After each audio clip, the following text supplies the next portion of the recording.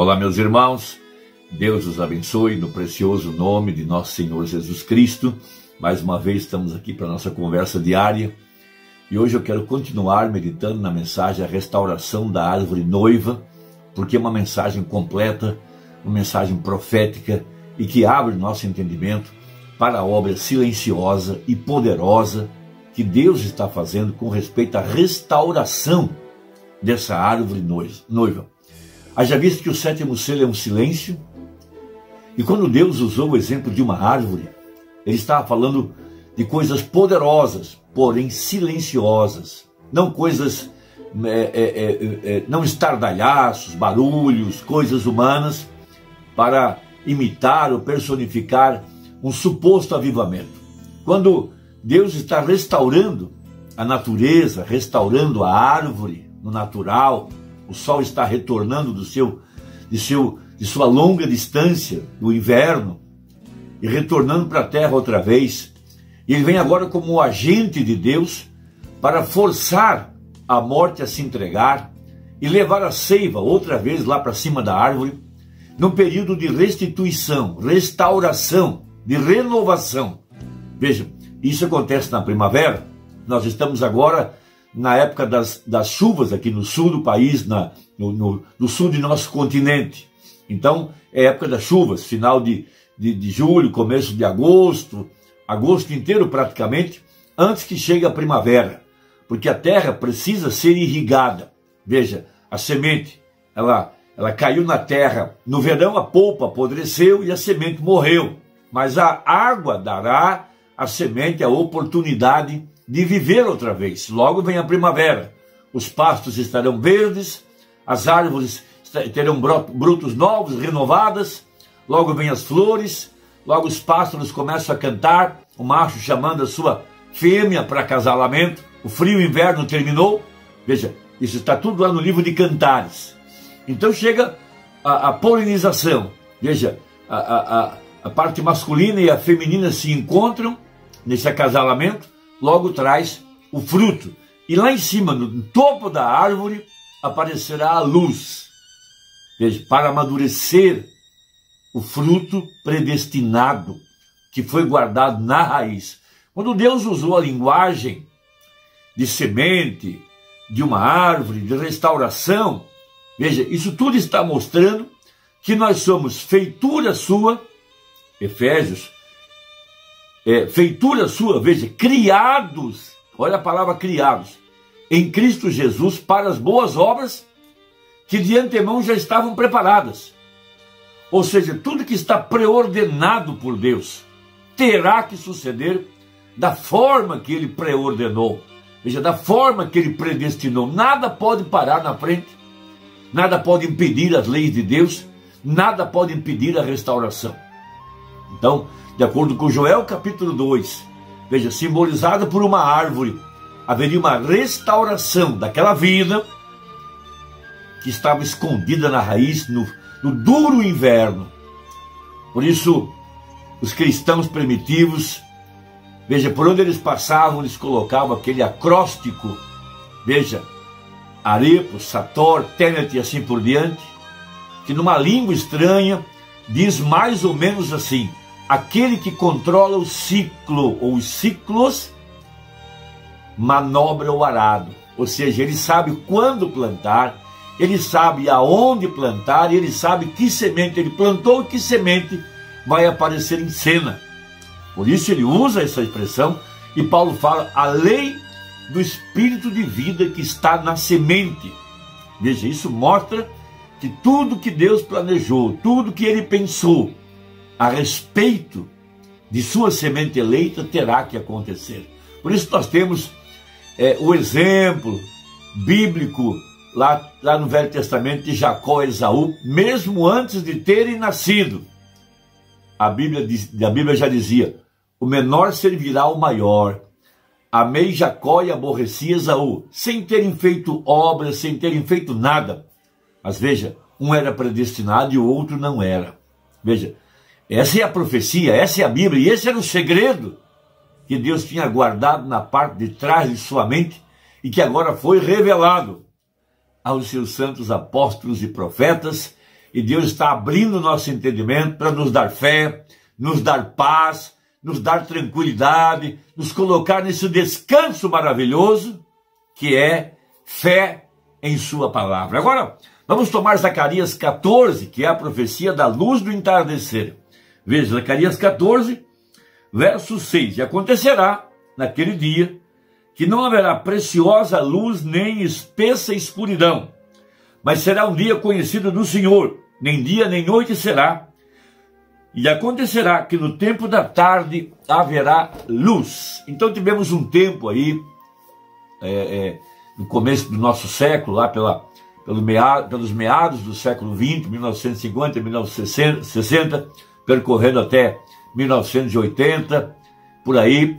Veja, nós não podíamos ver muita clareza entre o que serve a Deus e o que não serve. Tudo parecia muito igual, tudo parecia muito certo, muito verdadeiro, mas à medida que o sol vai batendo sobre a semente, o fruto vai aparecendo, e nós vamos vendo a diferença entre os que servem a Deus e os que não servem, entre os limpos e os sujos, porque Jesus disse, pelo fruto conhecereis a árvore. Então cada vez mais nítido está a semente eleita em relação à virginesse, em relação ao mundano, ao incrédulo e assim por diante.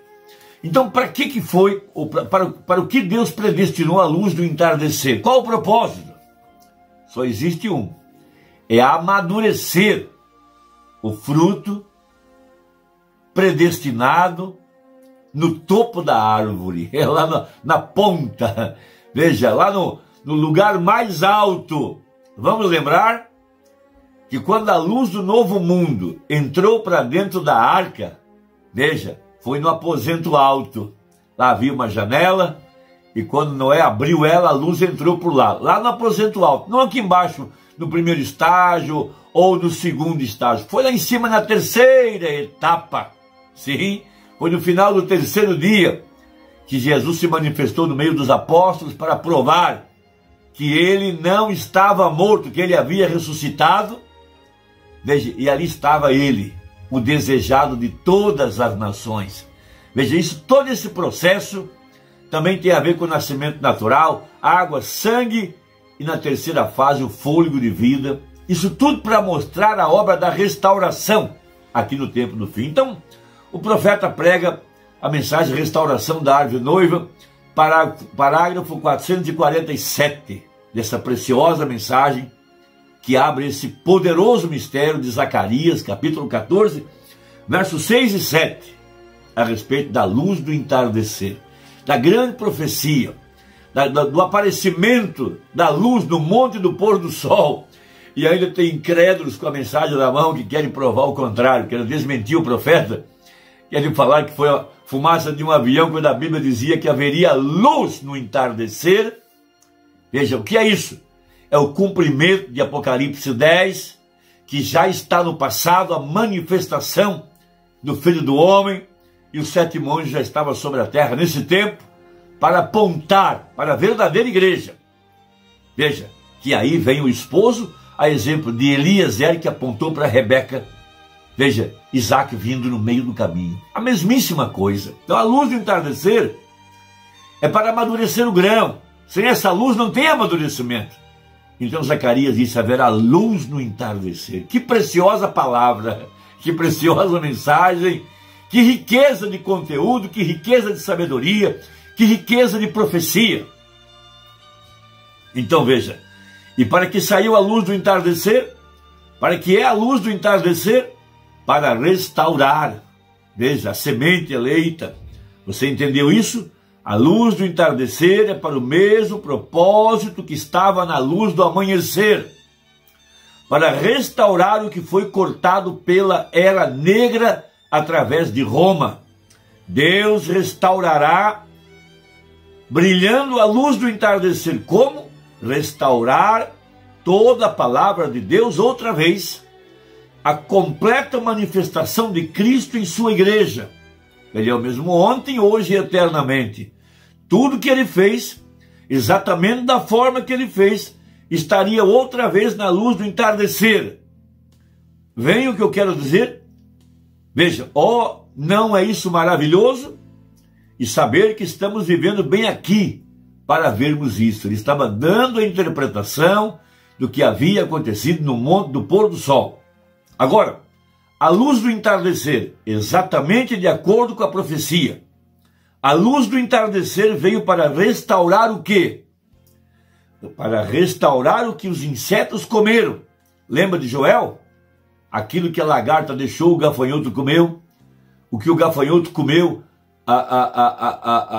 o pulgão comeu e por fim a aruga tirou a vida. Agora veja, e isto começou a crescer. E então o que isso fez? Isso se denominou, então Deus os podou. São João 15, toda vara em mim que não der fruto a corta. Deus é um bom lavrador, ele sabe do que ele está falando. Veja, e colocou lá atrás e os deixou seguir em frente e se organizaram. Então veio o próximo, ele os amarrou e colocou fora. A árvore seguinte, e a árvore seguiu em frente. Veja, então ele os ajuntou, os colocou para fora, disse agora, em um desses dias, eles serão queimados, as organizações. Agora, 450. Agora, veja, Noé tinha 3 aposentos em sua arca. Um aposento era para as coisas rastejantes, o segundo aposento era para as aves, mas no aposento de cima era onde havia luz.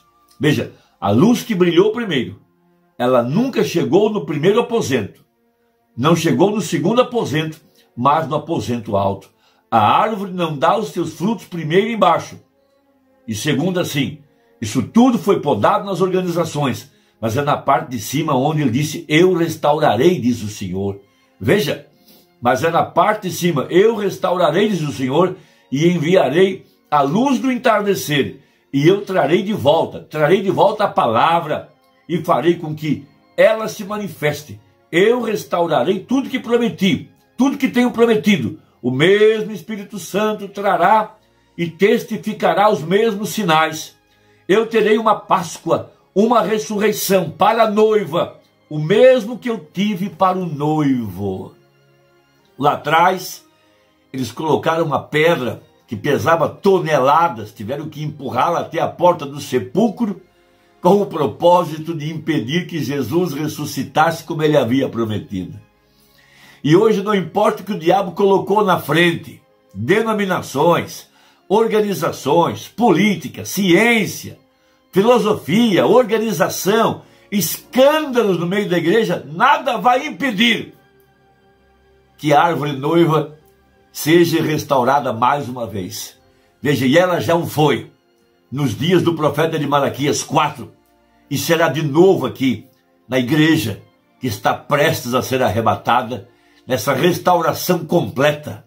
Veja, o Espírito e a noiva dizem, vem. Quem tem sede, venha. Quem quiser, beba de graça da água da vida. Deus te abençoe, espero que contribua. Aperta aí o sininho e deixe o seu comentário. Até a próxima, se Deus quiser, em nome de Jesus. Amém.